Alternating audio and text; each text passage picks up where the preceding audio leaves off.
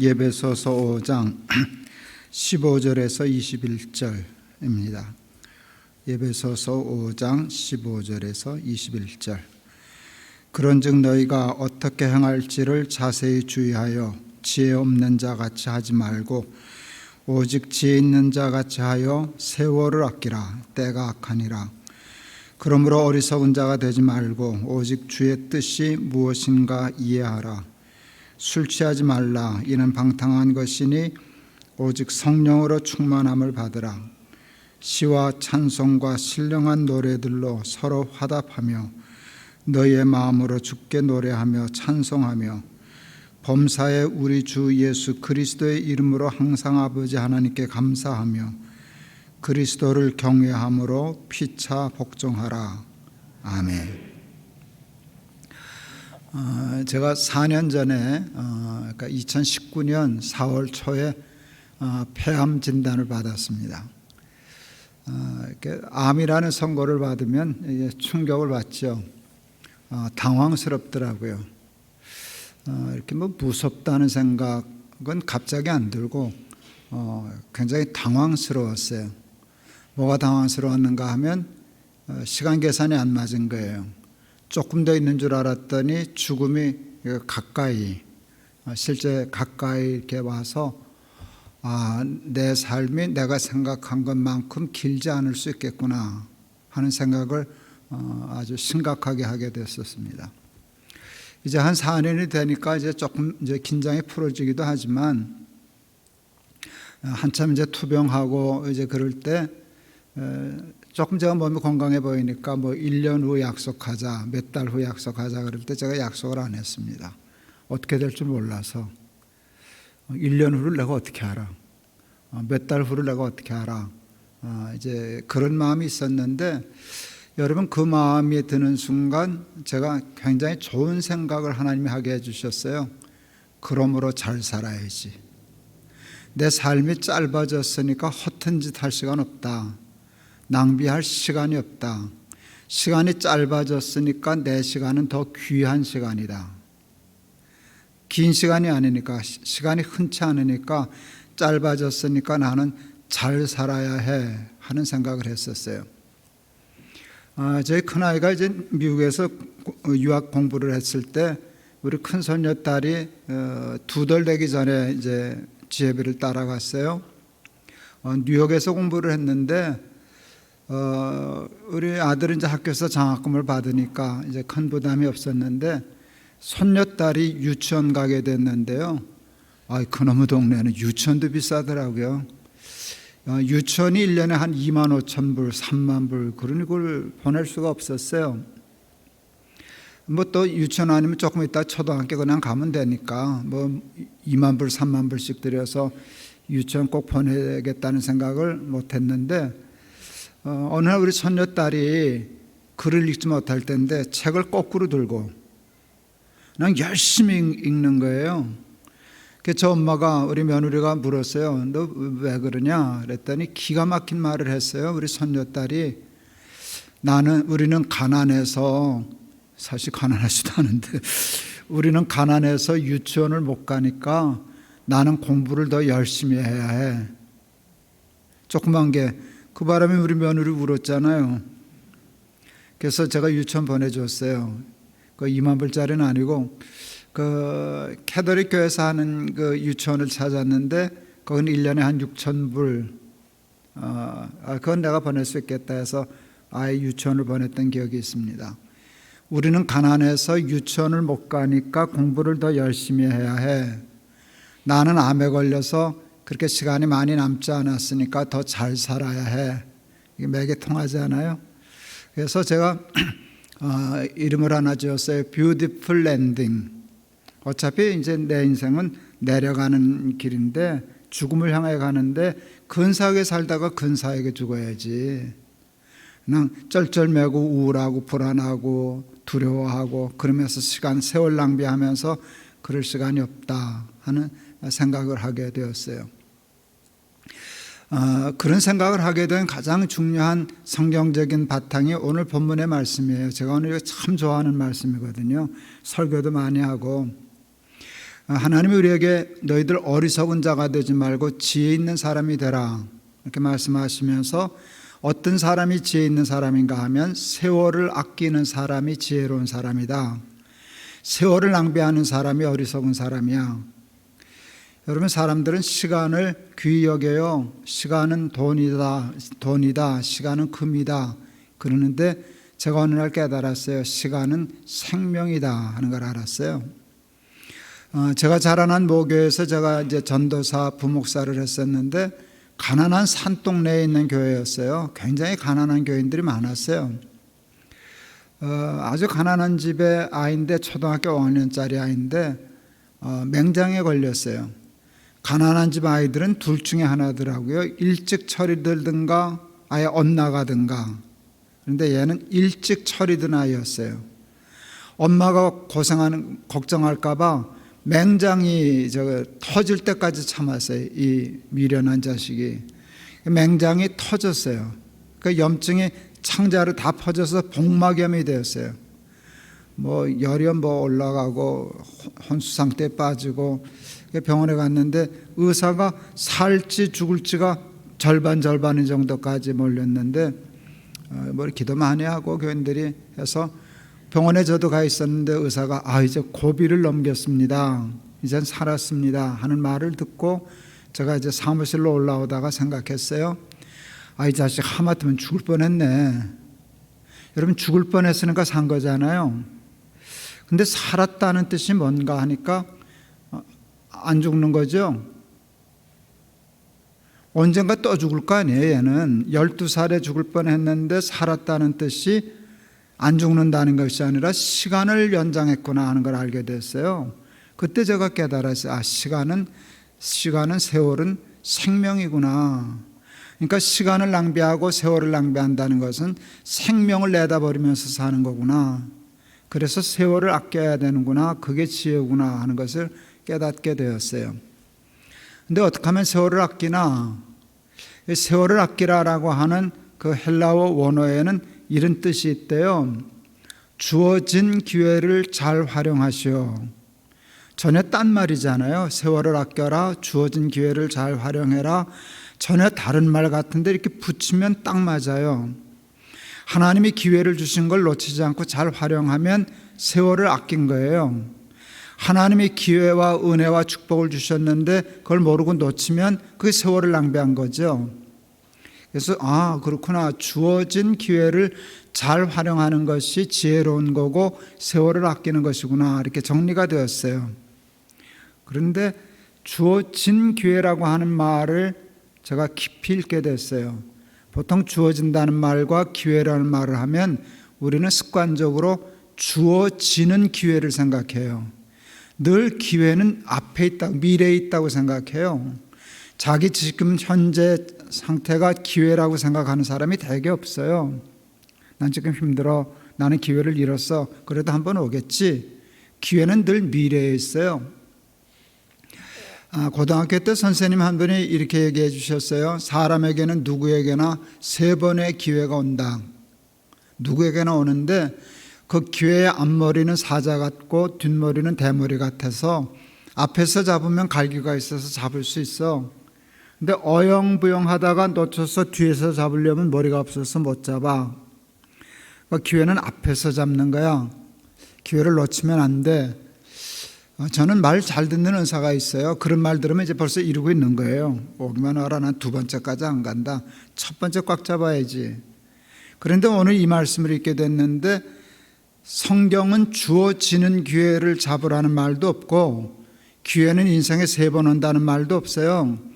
주어진 기회라는 말을 쓰더라고요. 여러분, 주어지는 기회와 주어진 기회는 전혀 다른 말이에요. 주어진 기회라는 말은 뭔가 하면 우리의 인생이 기회로 꽉 차 있다는 뜻이에요. 이게 마치 뭐와 같은가 하면 수원지에 물이 있잖아요. 그게 파이프라인을 타고 우리 집 수도꼭지까지 연결이 돼 있잖아요. 틀면 몇 분 만에 물 나와요?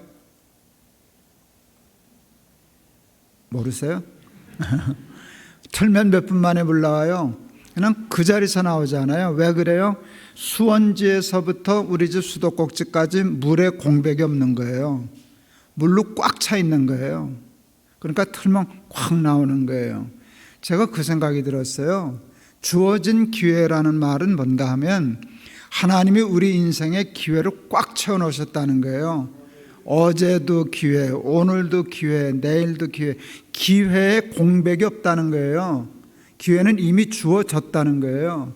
근데 우리는 주어진 기회를 모르고 내 기회 언제 오나, 그러니까 기회를 낭비하는 거죠. 자, 설명은 잘 했는데 근데 그게 사실일까요? 정말 기회가 주어졌을까요? 우리 인생에 하나님의 기회와 은혜와 축복으로 꽉 차 있나요? 아니잖아요. 저는 암에 걸렸잖아요. 암도 하나가 아니라 저는 지금 3개 걸려 있어요. 근데 그게 뭐가 기회예요? 이제 암에 이제 목사님 다 낫습니다. 완치 판정을 받으면 그때 기회가 오는 거 아닌가요? 지금은 기회가 없는 거 아닌가요? 그런데 성경은 이렇게 얘기하네요. 기회는 주어져 있다. 너 암에 걸렸을 때도 기회가 있는 거고, 낫을 때도 기회가 있는 거고. 그러니까 성경이 얘기할 때는 언제나 항상, 범사 이런 말을 쓰거든요. 항상이란 말은 빈틈이 없는 거잖아요. 기쁨에 공백이 없다는 거예요. 그러니까 항상 기뻐해야 된다는 거예요. 그런데 오늘 이 말씀 속에 어떻게 주어진 기회를 발견하고 낭비하지 않는가, 잘 활용할 수 있는가 할 때 그것을 열 수 있는 열쇠와 같은 말씀이 있어요. 주의 뜻이 무엇인가 이해하라. 우리의 삶 속에 일어나는 모든 일에는 하나님의 뜻이 있다는 거예요. 여러분, 하나님이 제가 지금 암에 걸린 걸 아실까요? 모르실까요? 아실까요? 모르실까요? 너 언제 암에 걸렸냐? 그러진 않으실 거 아니에요. 하나님이 아시죠. 마음 아파하시죠. 그리고 하나님은 끊임없이 나에게 말씀하세요. 너 암에 걸렸을 때 이렇게 살아야 돼. 이렇게 살면 돼. 그런 하나님의 뜻이 있다고요. 그걸 깨달으면 이 암 속에도 기회가 있을 수 있다는 거예요. 해석을 그렇게 하는 거예요. 주의 뜻이 무엇인가 이해하면 기회가 돼요. 예수 믿는 사람에게 우연은 없어요. 우리 이 우연이라는 거를 우리가 인정하면 안 돼요. 우연은 어느 때 생기는 건가 하면 하나님이 안 계시면 생길 수 있어요. 그러면 우연이죠. 여러분, 하나님 안 믿는 사람들은 이 세상이 태어난 게 우연히 뭐가 이렇게 해서 진화해서 이렇게 우연이라는 말이 첫 번째 들어가요. 여러분, 우연이 없이는 하나님 안 믿는 사람은 우연을 얘기하지 않으면 문제를 풀 수가 없어요. 근데 하나님이 계시는 세상에 우연은 없어요. 우리는 모두가 다 필연이에요. 왜 그런가 하면 하나님이 계시기 때문이고요. 하나님이 계셔도 우연한 일이 일어날 수 있어요. 하나님이 무능하시다면, 무지하시다면. 그래서 하나님이 너 언제 암에 걸렸나? 나 몰랐다. 그렇게 하면 우연히 암에 걸릴 수 있는 거예요. 그런데 하나님에게 무지무능은 없잖아요. 그런데 전지전능하셔도 우연히 생길 수 있는 길이 또 하나 남아 있어요. 우리에게 관심이 없으시면, 우리를 사랑하지 않으시면 우연한 일이 일어날 수 있어요. 하나님이 안 계시든가, 계신다고 해도 무능하시든가, 전능하시다고 할지라도 우리를 사랑하지 않으신다면 우리에게 하나님이 뜻하지 않은 일, 원치 않는 일, 하나님의 뜻이 없는 빈 공복에 우연히 있을 수 있어요. 맞죠? 근데 하나님 계셔요, 안 계셔요? 무지무능하세요? 전지전능하세요? 우리를 사랑하세요, 안 하세요? 그러니까 우연은 없어요. 모든 것에는 하나님의 뜻이 있다는 거예요. 근데 그 뜻을 깨달으면 고난도 유익이 돼요. 고난당한 것이 내게 유익이라 이로 인하여 내가 주의 율례를 깨닫게 되었나이다. 이걸 조금 바꾸면 이런 말도 돼요. 내가 주의 율례를 깨달았더니 고난도 유익하더라. 그러니까 하나님의 뜻을 깨닫는 게 주어진 기회를 찾는 이 지혜로운 길이 되는 거예요. 저는 굉장히 일찍 첫 담임 목사를 시작했어요. 제가 34살에 담임 목사가 됐는데 이렇게 크지 않은 교회에 이제 담임 목사를 했어요. 안수 집사님 한 분이 아버님이 목사님이셨어요. 아주 시골에서 조그만 개척교회를 해서 굉장히 경제적으로 고생을 하면서 크신 집사님이에요. 이분이 돈에 한이 맺혀가지고 대학을 안 가고 고등학교 졸업하자마자 사업을 시작했어요. 근데 이분은 돈 버는 은사가 있으셨던 것 같아요. 이제 20간 넘은 사람이 사업을 했는데 그러시더라고요. 사업이 얼마나 잘 됐는지 목사님 매일 밤 골프 가방으로 돈 하나씩 가지고 왔어요. 그러더라고요. 여러분, 골프 가방으로 돈 하나면 얼마일까 그게? 여러분, 그걸 한 달에 하나씩만 가져와도 큰 부자 아니에요? 근데 매일 들고 왔대요. 실제로 그분이 목사님 그때는 돈 세는 기계가 없었다는 거예요. 그래서 그 세다가 잤대요. 다 못 세고. 그 사람들이 돈을 세다 잠들고 싶어라, 그게 노래잖아요. 근데 이분이 진짜 돈 세다 지쳐서 잠드는 분이었어요. 여러분, 그렇게 돈을 버니까 젊은 사람이 하나님과 가까워지게 생겼어요? 세상과 가까워지게 생겼어요? 하나님 없어도 살 자신이 자꾸 생긴 거예요. 돈이 잘 벌리니까, 뭐 하는 것마다 잘 되니까 그냥 하나님 슬슬 없어지고 세상과 가까워지고, 그러면 하나님이 내버려 두실까요? 안 내버려 두실까요? 사랑하는 자마다 근실이 징계하시느니라. 징계가 없으면 사생자의 참아들이 아니니라. 하나님이 치셨어요. 어떻게 치셨나? 부도를 맞았어요. 큰 부도를. 자기가 부도 낸 게 아니에요. 부도를 맞으니까 휘말려서 결국 자기도 부도를 냈어요. 그러니까 흑자 부도를 낸 거예요. 장사 잘 되는데 뭐 이렇게 받을 돈 못 받고 이러면서 꼬이다가 감옥에 들어갔어요. 여러분, 감옥에 다 재산 다 잃어버리고 감옥에 들어갔어요. 감옥에 들어가니까 세상과 가까워지게 생겼어요? 하나님과 가까워지게 생겼어요? 세상과 나는 간 곳 없고 구속, 감옥이지 뭐 그 구속은 아니지만 구속한 주만 보이죠. 아버지가 성경서 갖다 주고 그러니까 늘 성경 읽다가 우리 집사님이 깨달았어요. 내가 돈 좀 벌었다고 하나님 멀리하고 하니까 이런 일을 당하지. 그걸 깨달았어요.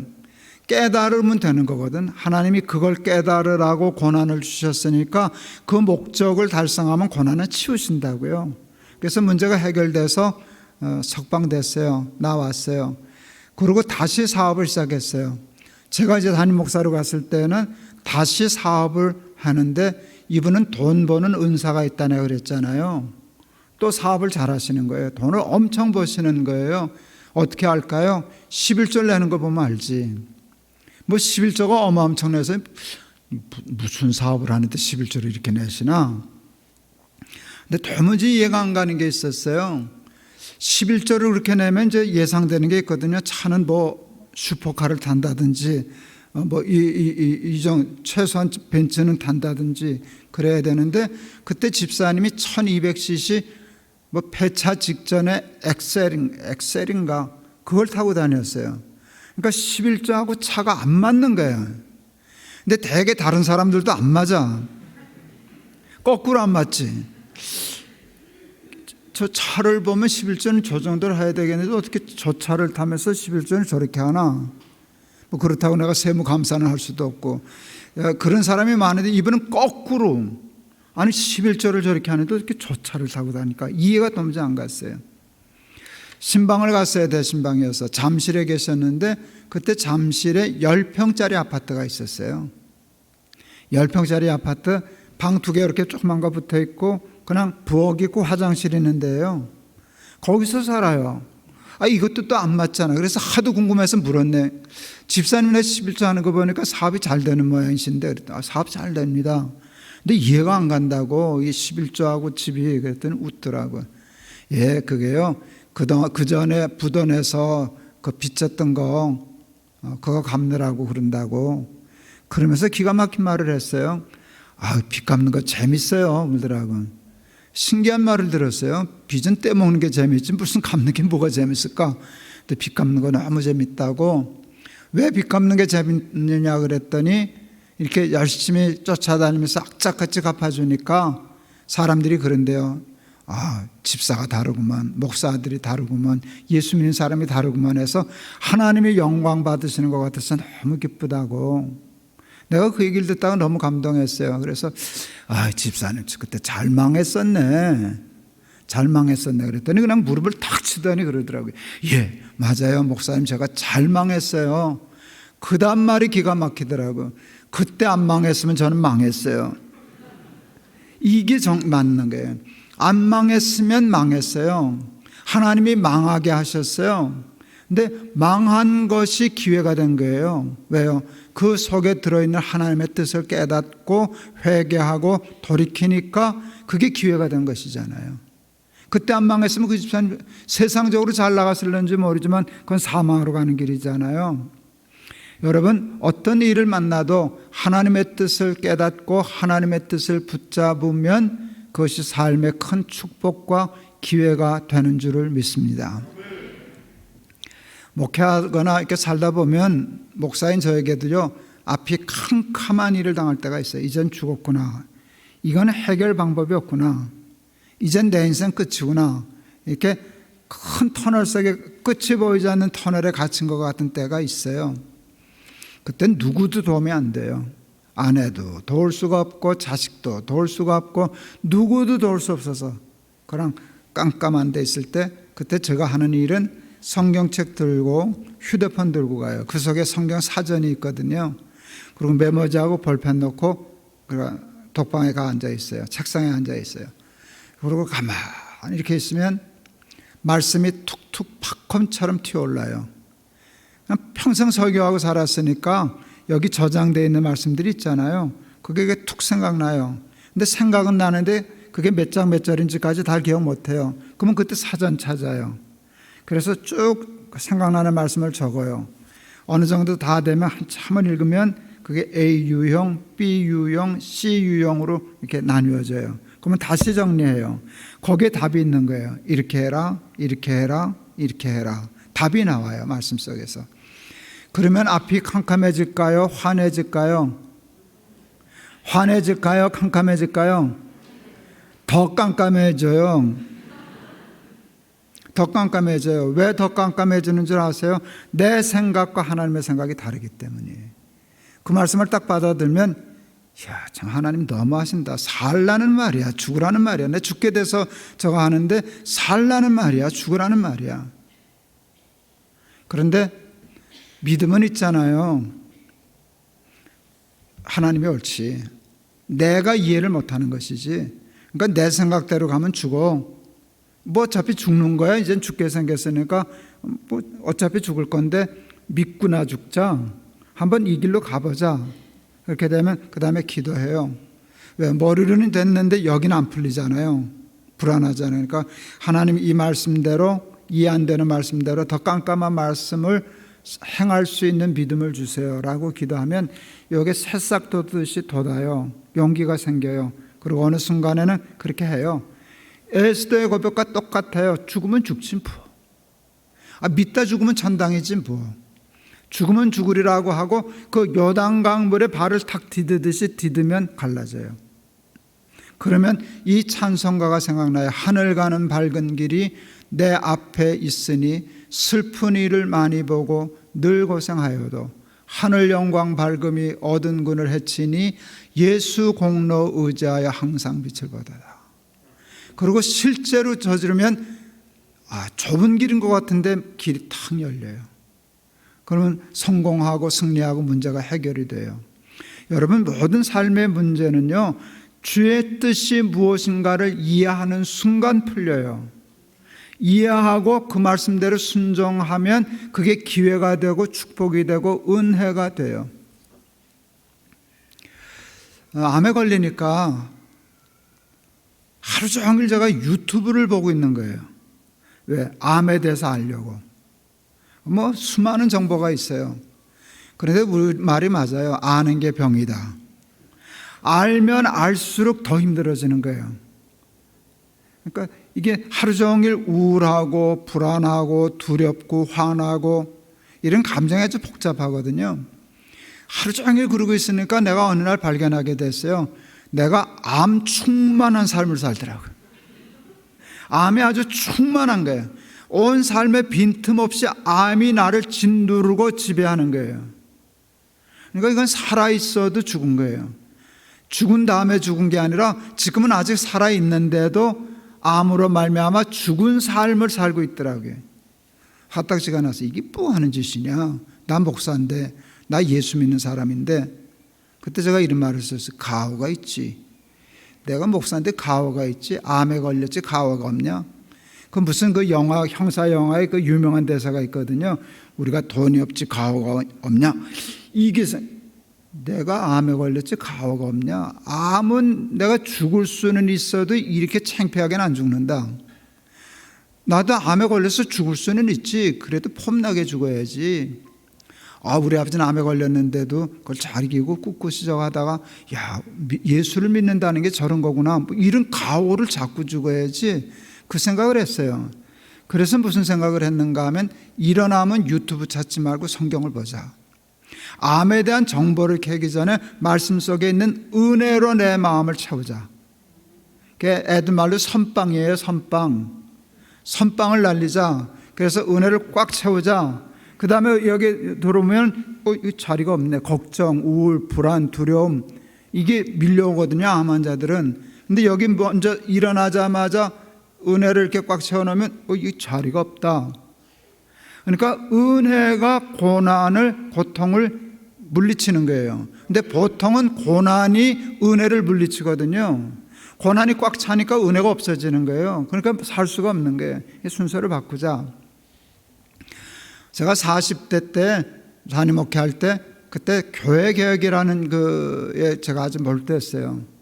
한국 교회는 제가 첫날 어제 얘기한 것처럼 하나님이 주인이 되지 않고 목사가 주인되고 장로가 주인되고 돈 좀 냈다고 주인 노릇하고 봉사 좀 했다고 주인 노릇하고 그래서 교회가 부패하니까 아예 사람은 제도적으로 시스템적으로 주인 노릇 못하게 이게 제 머릿속에 있었어요. 근데 그것대로 하려니까 죽겠더라고요. 제가 그때 생사를 건 교회개혁이라는 책을 썼거든요. 그거를 개혁하려면 생사를 걸지 않으면 할 수가 없었어요. 근데 진짜로 생사가 걸리더라고요. 제가 하도 스트레스를 받아서 그 실명할 뻔까지 했거든요. 여러분 스트레스로 실명한다는 걸 아세요? 눈이 따가워서 뜨지를 못했어요. 근데 우리 그 한의학 박사 장로님이 그러시더라고요. 한의학적으로는 간에 열이 해서 그 열이 시신경을 건드리면 그 실명도 합니다. 근데 내가 진짜 그것 때문에 실명한 분을 나중에 봤어요. 그러니까 저도 거기까지 눈을 못 뜰 만큼 잘못하면 실명할 만큼 극도의 스트레스가 있는 목회를 했었어요. 죽겠더라고요. 근데 그때 제가 이겨냈거든요. 어떻게 이겨냈는지 아세요? 새벽 기도 때문에 이겨냈어요. 새벽 기도를 인도하잖아요. 새벽 기도를 인도하는데 그때는 하도 힘드니까 목사님 좀 새벽 기도에 몇 시간씩 준비해서 하신다는데 그건 저한테 불가능했어요. 뭐 앉아 있을 수도 힘이 없으니까 먹지도 못하고 자지도 못하고 그러니까 나가긴 나가지만 준비 없이 나가는 거예요.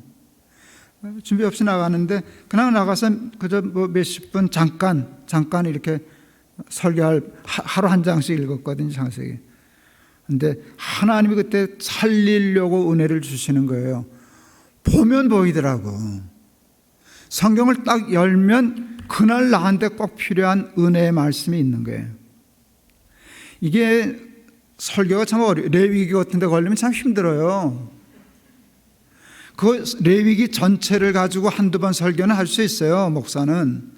근데 그걸 매일 한 장 똑같아요. 어제 한 얘기 뭐는 몇 규비기 쓰고 그걸 갖고 어떻게 매일 설교를 해요. 그러니까 평상시에는 그걸 갖고 그렇게 설교한다고 거기서 뭐가 있다는 생각을 못 했는데 그때는 그것도 보이는 거예요. 뭐 레위기를 펴든지 뭘 펴든지 딱 펴면 어제 얘기도 아니고 내일 얘기도 아니고 꼭 나에게 필요한 말씀. 그것 때문에 살았어요. 그래서 제가 그때 날마다 기막힌 새벽이라는 말을 썼어요. 야, 어쩌면 이렇게 기가 막힐 수가 있냐, 새벽이. 날마다 기막힌 새벽. 그 날마다 기막힌 새벽의 은혜로 날마다 기막힌 고난을 이겼거든요. 그게 기억이 났어요.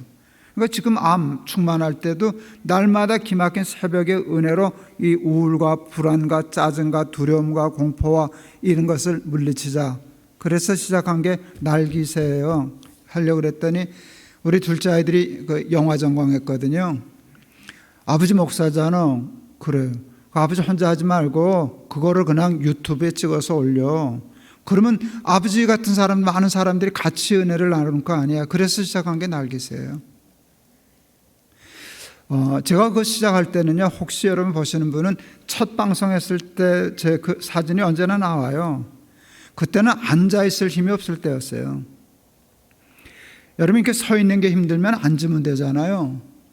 여러분 앉으면 편하게 되는 것은 앉아있을 힘이 있을 때 앉으면 편한 거예요. 앉아있을 힘도 없으면 앉아봤자 편하지 않아요. 앉아있을 힘이 없을 때는 누우면 되잖아요. 누우면 편하잖아요. 아니요, 누울 힘이 있어야 누우면 편한 거예요. 그때는 누워도 안 편한 거예요. 누울 힘이 없어요. 손가락 하나도 까딱할 힘이 없다. 눈꺼풀이 천근만근이다. 그냥 과장된 말인 줄 알았더니 진짜 이 눈꺼풀 하나 뜨는 게 그렇게 힘들 수가 없었어요. 그 정도로 제가 체력이 바닥났을 때요. 근데 제가 그러면 좀 항암이나 끝나고 밥이나 먹어서 기력이나 회복한 다음에 시작하면 누가 잡아가요? 저는 생각나면 그 자리에서 해야 돼요. 그래서 그 자리에서 했죠. 첫날 방송은 잊을 수가 없어요. 제가 정말 10분도 앉아있을 힘이 없는 때 시작을 했는데요. 그 첫 방송은 그냥 사탄이 방해했다고 생각해요. 18시간 걸렸어요. 하면 끊어지고, 그냥 지가 끊어져요. 녹화하다가 그냥 끊어져요. 또 겨우 녹화를 마치면 이제 제가 그 녹화한 것을 우리 둘째 아들한테 그 와이파이로 전송을 해요. 그럼 그걸 가지고 우리 아들이 편집해서 자막 붙여서 올려놓는 거거든요. 근데 우리 아들한테 가지를 않는 거예요. 가다가 다 갔다 싶으면 또 끊어주고, 다 갔다 싶으면 끊어주고. 화딱지가 나서 나 이거 오늘 하다 죽는다. 18시간 걸려서 했어요. 그래서 제가 살았어요. 그 오기로 내가 이거 힘들다고 포기하면 내가 살 수가 없다. 내 생명이 말씀 속에 있고 날마다 기막힌 새벽 날기새에 있다. 그렇게 시작한 게 지금 1100 몇십 회가 됐잖아요. 지금 4년이 되어잖아요. 4년 되어죠. 6월 며칠부터 시작했어요. 항암 가장 극심했을 때 그렇게 시작했었어요. 근데 그 생각이 적중했어요. 하나님이 역시 힘드니까 매일 은혜를 주시는 거예요. 그냥 별것도 아닌 말씀 같은데 나한테는 은혜가, 내가 은혜가 되니까 듣는 분도 같이 은혜가 공유가 되는 거잖아요. 그래서 김 목사 정말 그 하나님의 말씀을 그 은혜가 돼서 그 암의 공포와 두려움과 우울함과 그것을 이겨냈어? 그럼요. 암 환자가 가장 힘든 날이 있어요. 암 환자들은 정기적으로 CT를 찍어요. CT를 찍어서 암이 줄어들었나 안 줄어들었나, 다시 재발됐나 안 됐나. 저는 지금 넉 달에 한 번씩 하는데요. 이거 CT를 찍고 일주일 후에 의사 만나러 가요. 죽겠는 거예요. 그게 뭔 재발됐습니다. 이제 뭐 이런 얘기 들으면 불안하니까 초죽음이 돼요. 근데 저는 폐암 수술을 하고 첫 번째 CT를 찍었는데 불합격했어요. 뭐 또 있다는 거예요. 잘라냈으면 없애야 되잖아요. 최소한 몇 달은 양심적으로. 잘라내고 첫 번째 CT를 찍었는데 의사 얼굴이 심각해지는 거예요. 나한테 보여주는데 뭐 둥그런 게 있더라고요. 그래서 제 CT를 다시 찍었어요. 한번 다시 찍자고. 다시 찍고 일주일 만에 가는 날 제가 평안했겠어요? 불안했겠어요? 당연히 불안하죠. 그 심란해요. 몸이 아픈 거는 그래도 견딜만 한데요. 마음이 불편한 건 참 힘들어요. 근데 그날 이렇게 앉아서 소파에 앉아서 제가 양평 쪽에 그 한옥집 빌려서 좀 요양하고 있었는데 그 거실에서 소파에 앉아서 있는데 그 산도 보이고 좋아요. 비가 주룩주룩 내려요. 비 내리는 걸 이렇게 쭉 보다가 엉뚱하게 찬송가가 생각났어요. 평화 평화 하늘에서 내려오네.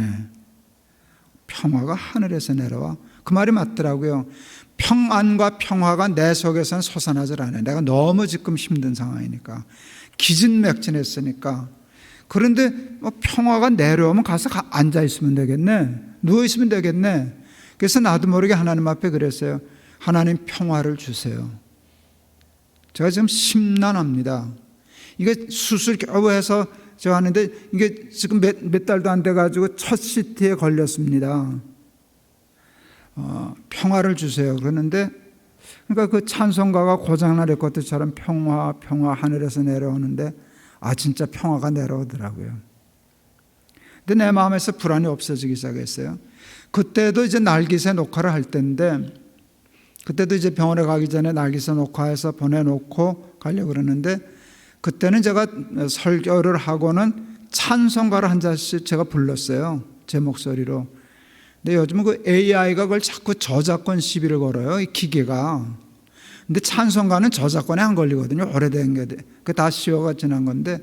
근데 얘는 그냥 기계니까 한 번 안 돼도 그 다음에 또 걸고 또 걸고. 그렇게 하면 우리 아들이 그걸 또 해명하고 뭐 하는데 시간이 걸리니까, 아버지 이거 저작권 시비 걸려서 돈을 문 적은 없는데 시간을 너무 많이 뺏겨. 그래서 요즘 찬송가를 못 불러요. 근데 그때 찬송을 부를 때인데, 그것도 하나님의 은혜죠. 어디든지 예수 나를 이끌면 어디든지 예수 함께 가려네. 예수 함께 아니 가면 낙 없고 예수님과 함께 하면 겁 없네. 어디를 가든지 겁낼 것 없네. 어디든지 예수 함께 가려네. 기가 막힌 찬송. 전에도 알던 찬송인데 그날 그렇게 은혜가 될 수가 없었어요. 어디를 가든지 겁낼 것 없네. 나는 지금 재발이 안 된 쪽으로 가야만 겁이 없는데, 이거 재발되면 큰일 나는 거거든요. 그런데 이 찬송가 작사자는 일루 가도 겁 없고 일루 가도 겁 없다고 지금 간증하는 거예요. 그러면서 하는 말이 기가 막혀요. 어디를 가느냐가 중요한 게 아니야. 누구하고 같이 가느냐가 중요한 거지.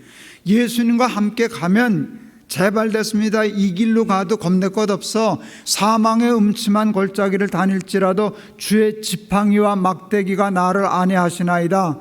그렇게 되면 눕는 거지, 자는 거지, 쉬는 거지. 근데 재발 아닙니다. 그래도 재발 안 된 건 좋은 일이지만 예수님 함께 안 하면 그게 뭐 사는 길이냐, 그게 죽은 길이지. 그러니까 나는 재발이냐 아니냐에 민감해 있는데, 이분은 그걸 뛰어넘더라고요. 그는 내 마음대로 할 수는 없는 거지만 예수님과 함께 가는 건 내 마음대로 할 수 있는 거 아니냐는 거예요. 그러니까 어디를 가든지 상관없다는 거예요. 난 예수님 붙잡고 갈 테니까. 근데 그게 믿어지더라고요. 여러분, 믿어지는 게 얼마나 큰 힘인 줄 아세요? 속으로는 안 믿어지면서도 믿습니다 그러면 그건 힘이 안 돼요. 근데 진짜로 믿어지니까 평화가 오더라고요. 그렇지, 재발이 돼도 예수님과 같이 가면 뚫고 나가는 거지 뭐 재발된 사람은 다 저거 하냐? 이제 그러니까 배짱이 생겼어요. 그랬더니 내 마음속에 꽉 짓누르던 그 납덩어리 같은 그 불안과 우울함이 그렇게 없어질 수가 없어요. 윤동주의 시 중에 초한대라는 시가 있어요. 예수님을 초한대에 비유했어요. 염소의 갈비뼈 같은 그의 몸, 생명인 심지. 예수님의 몸을 소갈비에 비유하지 않고 염소 갈비뼈에 비유했어요. 누구나 꺾을 수 있잖아요. 생명이라는 게 실오라기 하나 있잖아요. 그런데 불을 딱 붙이니까 그 암흑을 매를 번 꿩이 도망하듯이 암흑을 창구멍으로 도망케 한 위대한 제물의 향내를 맛보느라, 이런 시가 있어요. 근데 그게 탁 생각났어요. 그 은혜를 받으니까요, 제 마음속에 있는 불안, 두려움, 어두움이요, 매를 번 꿩이 도망가듯이 순식간에 없어지더라고요. 근데 하나님이 주시는 참 평화, 참 평안이 그냥 쏟아붓는 거예요. 그러니까 천하태평으로 교회 갔어요. 병원에 갔어요. 다행히 재발이 아니었어요. 그때 그 옆에 제가 세브란스에서 진료를 받는데, 저는 폐암인데 우리 교회 집사님이 위암 전문의가 있었어요. 교수가. 자기 목사니까 늘 걱정돼서 내가 가면 옆에 있었어요. 목사님 큰일 날 뻔했습니다. 얼마나 다행입니까? 그러면서 목사님 오늘 병원에 오실 때 좀 불안하셨죠? 그래서 아니 그랬어요. 그랬더니 무슨 집사가 자기 교회 목사 말을 안 믿더라고. 에이, 그런 게 어딨어요 그러더라고. 그래서 야, 그런 게 어딨긴 어딨냐, 불안 안 한 걸 어떡하냐. 근데 진짜 안 했거든요. 그게 뭔가 하면 하나님이 믿어지니까 안 불안할 수 없는 그 절대적인 상황 속에서도 하나님의 평강과 평화가 내 삶을 주장하니까 내 삶 낭비된 거 없잖아요. 두려워서 잃어버리지 않았잖아요. 우울해서 낭비된 시간이 없잖아요. 제가 폐암 첫 수술 받는데 이제 수술실에 들어가자고 침대가 왔어요. 아내가 다녀오세요, 기도할게. 나도 잘 받고 올게. 또 그래도 하나님 앞에 인사해야 될 것 같아서 다녀오겠습니다 그랬어요.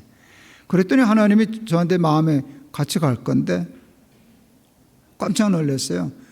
나는 수술실에 혼자 들어가야 된다고. 그게 무섭잖아. 혼자. 아무도, 아내도 못 들어가고 자식도 못 들어가고.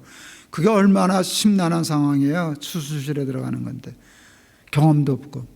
근데 하나님이 다녀오겠습니다 그랬더니 같이 갈 건데, 그렇지. 하나님이 여기서 뭘 날 기다려. 같이 가시지. 그게 믿어지더라고요. 여러분, 그 순간에 난생 처음 수술실에 들어가는 제가 철없는 아이가 들어가는 것처럼 그냥 들어가서 아주 수술을 그렇게 편하게 받을 수가 없어요. 마취가 깨서 할 때 옆에 있는 환자들이 신음소리도 내고 그저 하는데 저는 아무렇지도 않아 가지고 난 아직도 수술을 시작을 안 했나 그렇게 생각했었어요. 또 이제 수술한 후에 통증이 있으니까 진통제를 달아주거든요. 근데 그거로도 안 되면 얘기하래요. 주사 한 대 더 놔준다고. 괜찮았어요. 그리고 전 수술 받자마자 걸어다니고 엑스레이 찍으러 갔던 내 발로 걸어다니고 그랬어요. 마음이 편안하니까 몸도 이겨내더라고요. 그때 그 경험을 했었어요. 근데 제가 해마다 14행사로 암을 치렀거든요. 4년 전에 폐암, 3년 전에 전립선암, 재작년에 갑상선암. 전립선암은 이제 방사선 치료로 된다고 그래서 수술은 안 했어요. 갑상선암은 또 수술실에 또 들어갔어요. 제가 세브란스에서 수술을 했는데 이제 들어가기 전에 또 아내한테 다녀올게. 하나님 앞에 아니지. 같이 가실 거죠? 그랬어요. 하나님한테. 그랬더니 하나님 그럼 같이 가야지. 그리고 이제 수술실에 들어갔어요. 세브란스 병원 참 좋아요. 믿는 병원이니까 하루 종일 찬송가 소리가 들려와요. 그게 그렇게 힘이 될 수가 없어요. 그리고 복도 유리창마다 성경 구절을 다 써놨어요. 근데 내가 침대에 들어가니까 누웠으니까 여기는 안 보이잖아, 못 보잖아. 이렇게 돌리기 전에는 이 기가 막힌 병원이 수술 환자 보라고 성경 구절을 여기다 써놓은 거예요. 천장에다 딱 들어와요. 근데 거기 이렇게 써 있더라고요. Do not fear, 두려워하지 말아라. For, 왜냐하면 I am with you. 두려워 말라, 내가 너와 함께 함이니라 하는 말씀이 쓰여 있는데요. 온몸에 전율이 쫙 오는 거예요. 그게 두려워 말라, 내가 너와 함께 함이니라라고 글씨로 쓰여 있는데 그게 음성 지원이 되더라고. 그게 귀로 들리는 거예요. 근데 신기한 게 두려워 말라, 내가 너와 함께 함이니라라는 글자를 읽었으면 음성 지원이 된다고 하면 두려워 말라, 내가 너와 함께 함이니라 그렇게 들려야 되잖아요.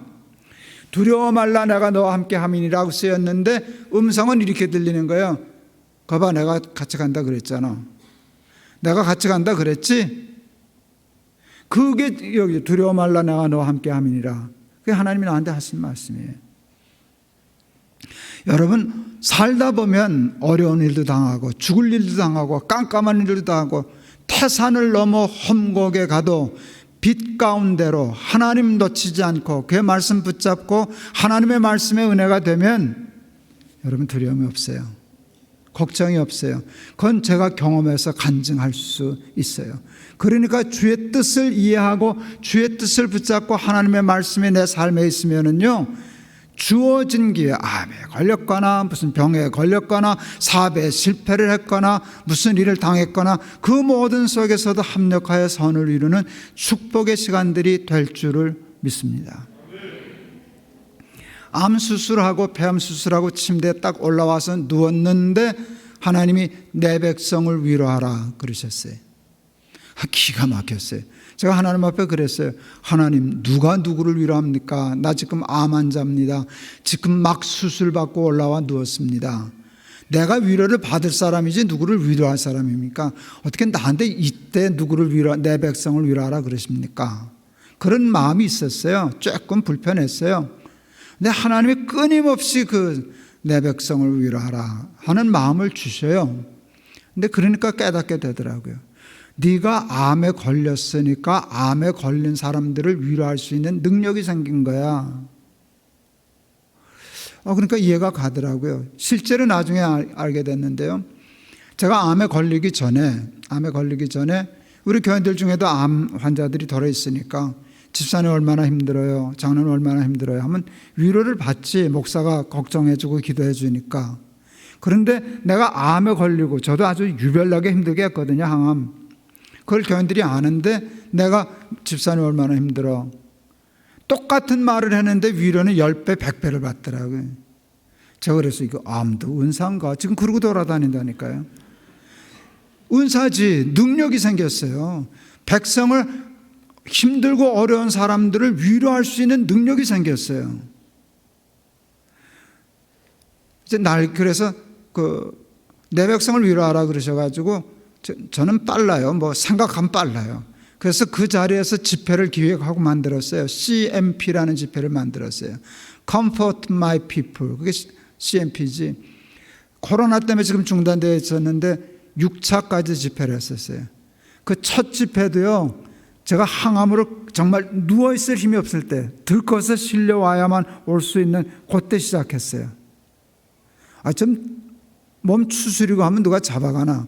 근데 그게 맞았어요. 내가 내 몸 하나 추스리지 못하고 먹지도 그때 그 집회 가기 전날까지 물 한 방울 먹기가 힘들 만큼 힘들었어요. 자꾸 토해서. 근데 갔죠. 그 몸으로 설교하니까 은혜가 되더라고요. 그리고 또 제가 정말 말 한마디 못하고 탈진되어 있는 상태였는데 우리 아내가 그러더라고요. 당신 천상 목사네. 제가 여기 서서 설교 못했죠. 그날은 앉아서 했는데 당신 몇 분 설교했는지 알아? 내가 몇 분 했는데 40분 했어. 그때 4분도 설교할 힘이 없을 때예요. 설교하니까 힘이 생기더라고요. 그리고 내가 설교하니까 교인들이 은혜를 받게 생겼지. 암 환자가 그때는 자기들보다 내가 지금 형편없을 때거든요. 자기는 앉아나 있지 난 앉아있을 힘도 없는 데인데 와서 길길이 뛰면서 그때 제가 믿음의 가오 그랬죠. 우리가 아까 그 얘기했어요. 우리가 암에 걸렸지 가오가 없냐. 우리 기죽지 말고 죽을 땐 죽더라도 싸우다 죽자. 그리고 잘 살다 죽자. 그 근심 걱정을 뭐하라 가버려 오냐. 그거 외상으로 해라.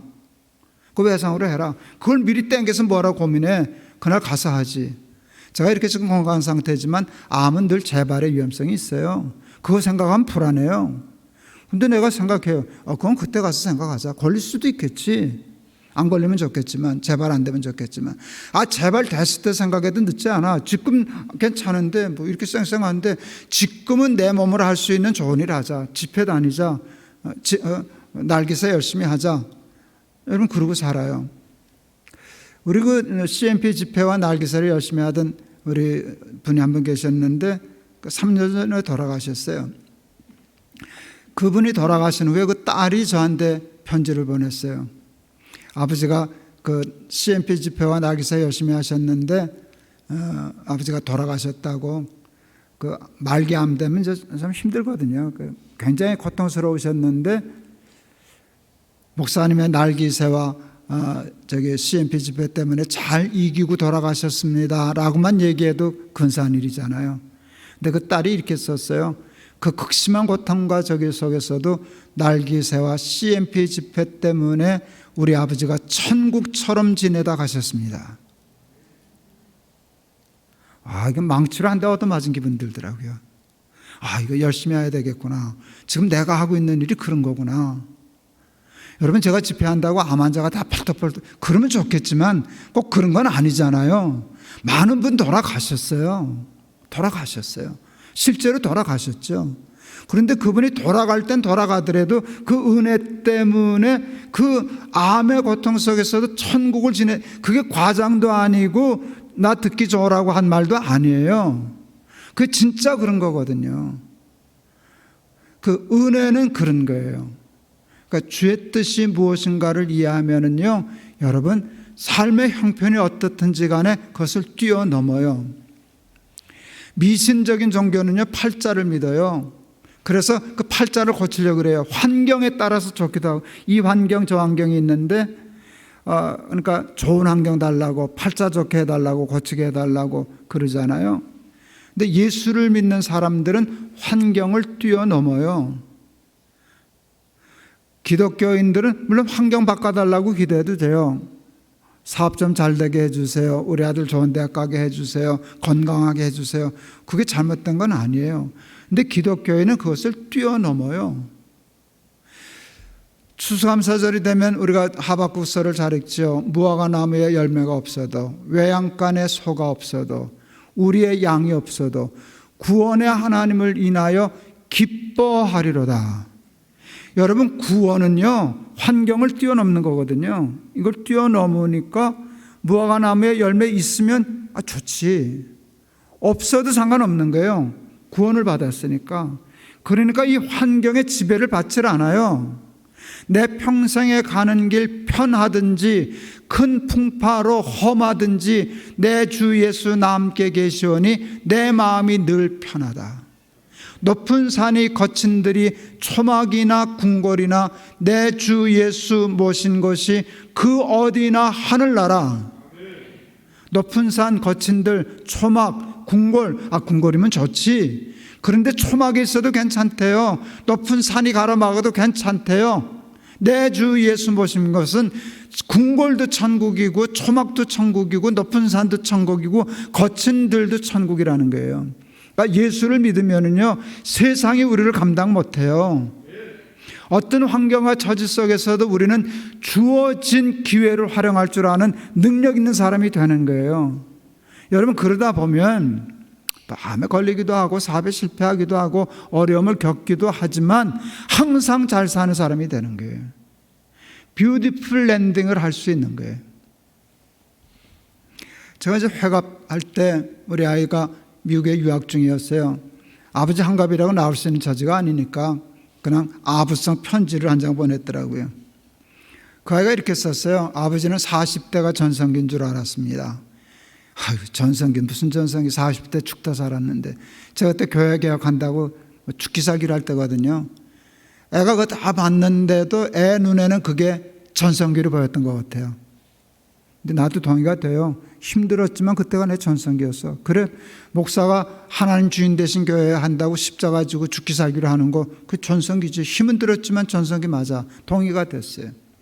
제가 50에 높은 때 숭유교회 개척했어요. 세상적으로 보기 괜찮았잖아요. 교회도 많이 부흥하고. 그러니까 아버지는 50대가 전성기인 줄 알았습니다.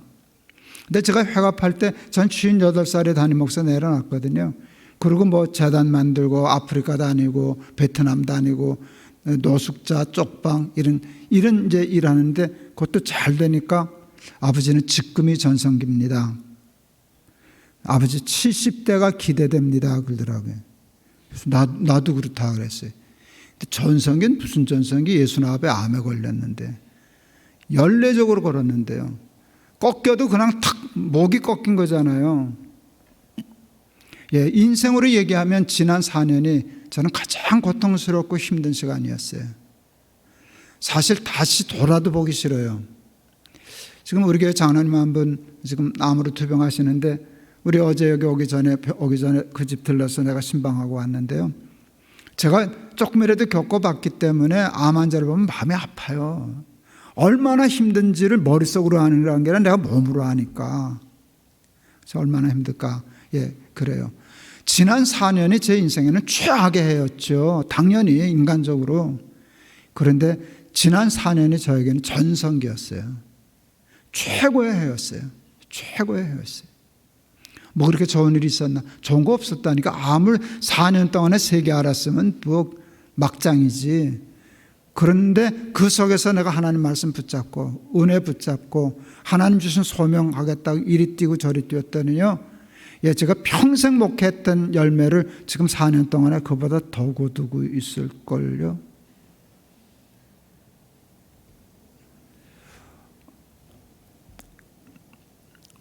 저도 언젠가 죽겠죠. 제가 우리 아들 벤츠 사줬다 그랬잖아요. 우리 아들이. 왜 우리 아들이 저 벤츠 사줬는 줄 아세요? 우리 아들 생각에 이거 우리 아버지 마지막 차다라고 사준 거예요. 그래서 자기가 벤츠 한번, 나서 벤츠 닮으면 없는데 자기는 우리 아버지 벤츠 한번 태워보고 그 옥합을 깨는 마음으로 아이가 산 거예요. 저도 생각해요. 저 차 마지막 차다. 내가 차 한 번 더 바꿀 시간이 있을까? 시간 없어요. 그렇지만 무슨 일을 당할는지 이제 가다가 좋아질 일이 뭐가 있겠어요? 뭐 70나이라는 게 별게 아니지만 이제 한 기계도 70년 쓰면 여기 문제 생기고 저기 끊어지고 그러잖아요. 뭐 하나하나 서서히 무너지더라고요. 암이 아니더라도 눈도 뭐 아슬아슬해. 눈도 아슬아슬해. 또 심장도 아슬아슬해. 당뇨 아슬아슬해. 이 손가락도 왜 이게 좀 잘 안 펴져요. 근데 그러려니 하고 살아요. 70년을 썼으니까 아파요, 조금. 그런데 견딜만 하니까 그냥 살아요. 근데 이게 좋아질까요? 조금씩 더 나빠지겠죠. 그렇잖아요. 근데 겁나지 않아요. 그 길로 가는 거지. 지금은 내가 등산하는 시간이 아니라 나는 하산 중이야. 근데 하산하는 길은 집으로 가는 길이에요. 등산은 산으로 가는 길이고요. 하산은 집에 가는 길이에요. 내가 지금 집으로 가는 중이거든요. 내 본향을 향해서 가는 중이에요. 내가 점점 건강해지면 천당을 언제 가겠어요? 우리 아내가 제 건강이 되니까 뭐 비타민이란 비타민 이것저것 잔뜩 줘요. 내가 어느 날 그래, 이거 안 죽으면 어떡하냐? 죽을까 봐 걱정이 아니라 안 죽을까 봐 걱정이다 할 만큼 우리는 죽어가잖아요. 근데 안 죽으려고 발버둥 칠 필요가 뭐 있어요? 나빠지는 게 정상이지. 손가락 잘 안 펴지는 게 정상이지. 머리 휘어지는 게 정상이지. 기능이 떨어지는 게 정상이지. 저는 이게 주름 잡히는 것까지도 이뻐요. 이게 주름이 잡혀야 천당을 가지. 쌩쌩해지면 언제 천당을 거꾸로 가면. 이거 천당 가는 길이거든요. 근데 이걸 두려워가지고 보톡스 할 사람은 하세요. 난 안 맞아요. 나 이게 얼마나 이쁜데, 나 이거 이쁘게 만들 거야. 내가 암에 걸릴 수 있어, 주름 생길 수 있어, 손가락 안 펴질 수 있어, 아플 수 있어, 어느 땐 자리에 누울 수 있어. 그 세브란스 병원에 가면은요, 거긴 다 암병동이잖아요. 암 환자, 거기는 암 환자들만 있잖아요. 거기 가면 내가 제일 쌩쌩한 놈이에요. 암 환자 치고는. 나는 내 발로 걸어 다니고 다 하잖아요. 근데 단계가 있어요. 어느 날은 어느 분은 지팡이 집어요. 그건 한 단계 낮아진 거야. 어떤 분은 휠체어 타고 다녀요. 그 다음에는 침대에 누워 다녀요. 내가 봐요. 저게 내 모습이에요. 지금은 내가 두 발로 걸어 다니지만 어쨌든 시간이 가면 나도 지팡이 짚어야 돼요. 지팡이 얼마 짓다가 되면 그 다음에 휠체어 타야 돼요. 휠체어 타다 오면 침대에 눕는 거예요. 제가 늘 봐요. 여러분 거기 있는 암 환자들 중에 웃고 다니는 사람 한 사람도 없어요. 나 빼고. 웃을 일이 뭐가 있어요? 암에 걸렸는데. 다 얼굴이 어두워요. 그리고 안 봐요. 보기 싫으니까 그냥 밑에만 봐요. 지팡이 짚은 사람 다 그래요. 휠체어 타면 난 눈 감고 다녀요. 누워 다니는 사람 다 그래요. 내가 연습하고 있어요. 생각으로라도. 나는 지팡이를 짚어도 웃고 다닐 거야. 나 휠체어 타도 난 웃고 다닐 거야. 내가 시시하게 휠체어 탄다고 거기 사로잡혀가지고 내 낭비 안 할 거야. 항상 기뻐할 거야. 내가 은혜로 그것을 이겨낼 거야. 그 가오를 보여줄 거야. 우리 자식들에게 보여줄 거야. 랜딩을 했지만 죽어는 갔지만 아파는 지고 약해는 졌지만 랜딩이죠. 랜딩. 올라가는 게 아니라고요. 나는 내려가는 중이라고요. 근데 내려가는 걸 근사하게 하는 게 더 훌륭한 거 아니에요? 그리고 잘 내려가야 사는 거 아니에요? 잘 죽어야 잘 사는 거 아니겠어요? 그런데 그 잘 사는 길, 잘 죽는 길은 제가 이제 돈을 많이 턴다고 어제부터 자꾸 벤츠 얘기해서 미안하지만 제가 벤츠를 탄다고 뷰티풀 랜딩 하는 거예요? 아들이 사줬으니까 타고는 다니지만 그게 무슨 상관이 있겠어요? 주의 뜻이 무엇인가 이해하고 하나님 말씀하세요. 살아있는 동안 이리 뛰고 저리 뛰다가 죽을게요. 근데 그게 신나더라고요. 또 시간이 얼마 안 남아서 그런지 하나님 신나게 부어주시더라고요. 열심히 저지르는데 그 뒷감당할 때는 이건 하나님의 보급 중에 하나님의 보급이 최고더라고요. 그런 삶을 사는데 우리 사랑하는 우리 아름다운 교회 교인들도 여러분 삶이 뭐 다 좋기만 하겠어요? 암에 걸린 사람만 힘들어요? 안 걸려도 사는 건 힘들어요. 안 걸려도 죽어요. 다 내려가는 길인데 여러분 그것을 기회를 잃었다 생각하지 말고 하나님의 뜻이 무엇인가를 이해해서 하루하루 살아도 1000년 사는 것처럼 주어진 기회를 잘 활용하고 높은 산이 거친 들이 초막이나 궁궐이나 내 주 예수 모신 것이 그 어디나 하늘나라 이 땅에서도 천국 살다가 천국 가는 저와 여러분 되시기를 축원합니다. 기도하겠습니다. 하나님 감사합니다. 세상은 험하고 골리앗만 하고 우리는 어린 다윗과 같습니다. 그리고 우리는 점점 죽어갑니다. 어려움도 많습니다. 낙심될 때도 많습니다. 그래서 항상 우울하고 불안하고 두렵고 고통스럽고 암충만한 삶을 우리가 살아가는데 하나님의 뜻이 무엇인가를 이해하면 그 모든 고난까지도 합력하여 선을 이루고 유익이 되는 것을 배웠습니다. 주의 뜻이 무엇인가를 이해하고 늘 은혜 충만한 삶을 욕심내서 외양간에 소가 있든지 없든지 포도나무에 열매가 있든지 없든지 외양간에 소가 있든지 없든지 항상 구원의 하나님을 인하여 기뻐하고 찬송하는 천국의 삶 살아내는 우리 교우들 다 되게 하옵소서. 예수 그리스도 이름을 받들어 기도하옵나이다. 아멘.